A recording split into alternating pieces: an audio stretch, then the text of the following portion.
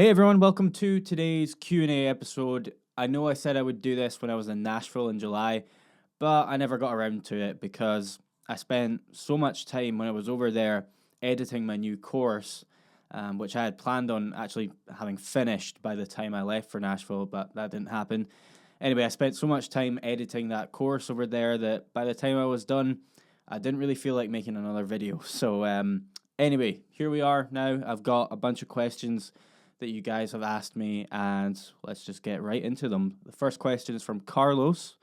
In your opinion and experience, what would be the most efficient practice routine for you?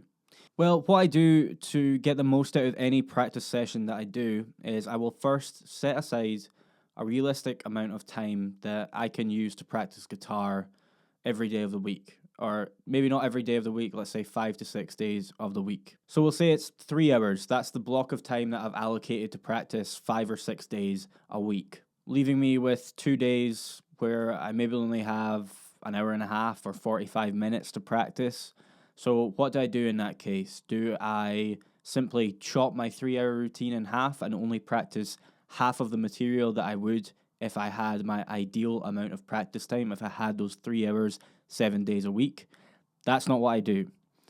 What I do to get the most out of any practice session is I adapt to different time frames. If I'm practicing Monday through to Friday for 3 hours a day, and then on Saturday I have 45 minutes, and on Sunday I have an hour and a half, what I will do is I'll look at my 3-hour routine.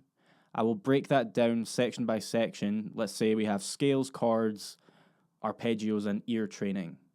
4 sections, and I'm spending different amounts of time on each of those sections in my 3-hour routine.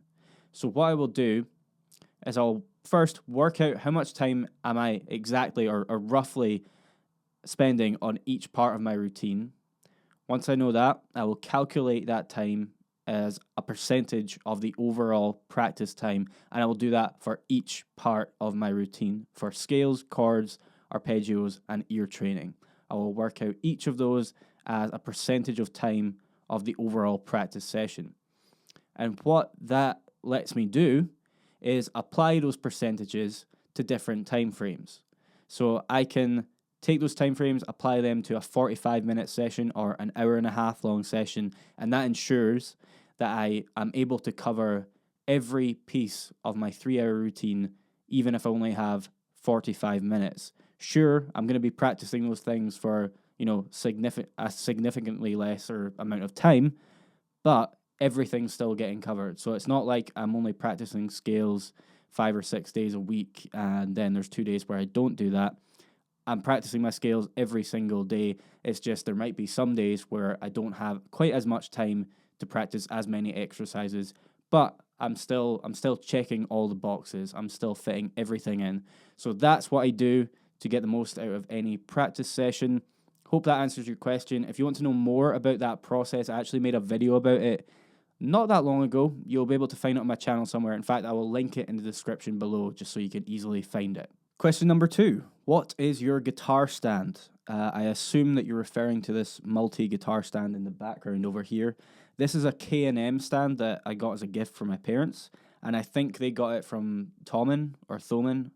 Somebody correct me on the pronunciation of that. It can hold 5 electrics or 3 electrics and 1 acoustic if you want to do it that way. And I really like it because you can fold it up.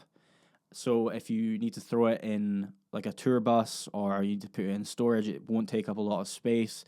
And another thing that's really good about it is it uses materials that don't actually affect the finish on guitars with nitrocellulose lacquer. So some guitars, like Gibson Les Pauls and, well, most Gibsons anyway, they come with nitrocellulose lacquer, which is quite a thin finish and it wears away really nicely. So that's how guitars age nicely. Is they tend to have nitro finishes on them, which just wear away gradually over time, as opposed to poly finishes that you get on some like Mexican Fenders and stuff, which don't really wear away in the same way. So basically, the materials used on this stand don't leave any nasty marks on nitro finishes, so that's why I like that guitar stand. Ross, have you thought about getting those Seymour Duncan P-Rails for your Strat? I haven't seen those pickups before, but to be honest, I'm genuinely thinking about just going back to the original custom shop pickups that came with this guitar. I put DiMarzio Cruisers in this guitar a few months ago in the hopes that I would eliminate some of the noise issues, which these pickups definitely did.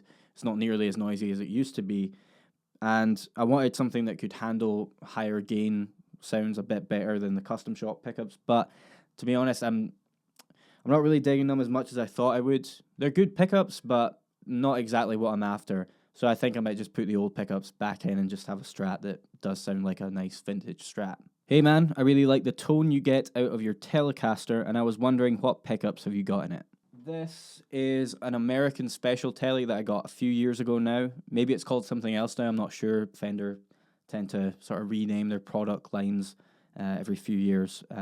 I think it's still called an American Special anyway. But the pickups that came with it are just the stock Fender Texas Specials, I believe they're called. And I love them. They sound great. The bridge does the country twang thing like perfectly. I love that sound. But it's also beefy enough to get some convincing heavy rock tones out of it. So I can cover a lot of ground with this guitar. And I tend to use this for most of the gigs that I play as opposed to the Strat.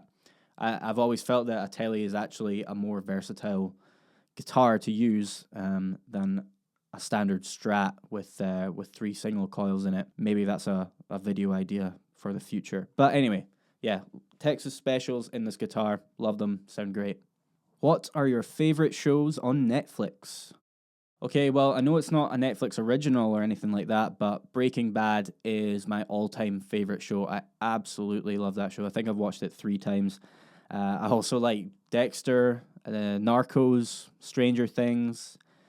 The first season of The Sinner, that was the most recent sort of new series that I actually tried out, and I did enjoy that. That was good, but I haven't really bothered to watch anything new in recent months. So if you have suggestions for good series that are on Netflix, let me know. Hello Ross, give me advice about reaching wide, huge vibrato like Yngwie Malmsteen. I'm already vibrating, but a few things are too hard for me. I'm vibrating down because it is easy for me versus vibrating up. Is that necessary? Well, I feel like when I use vibrato, I'm mostly pulling the string down, although I guess it does go up a little bit, but most of the time it's pulling down. And the motion shouldn't just come from your finger alone, it should come from your wrist as well. I'll try and demonstrate this for you. So watch my wrist when I apply vibrato to the notes. So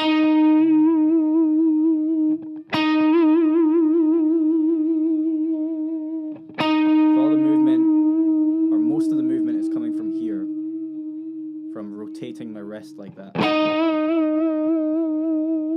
And I can't really tell to be honest, but I'm pulling slightly on it with my finger, but most of the movement is coming from here. And in terms of like really wide Yngwie Malmsteen or Zakk Wylde style vibrato, like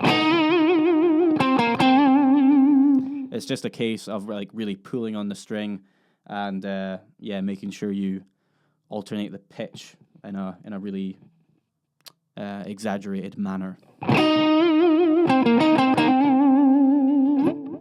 Would you mind telling me how long you learned theory to become as good as you are? Well, that's really hard to say because theory is something that I've been taught for many years, and I only started to really take it seriously and think about how to apply it to the guitar maybe around 4 years ago. And that is not to say that it will take you 4 years to get to grips with the theory that I teach in my online courses. It could take you a far lesser amount of time, but that's when I started taking theory seriously as a guitar player.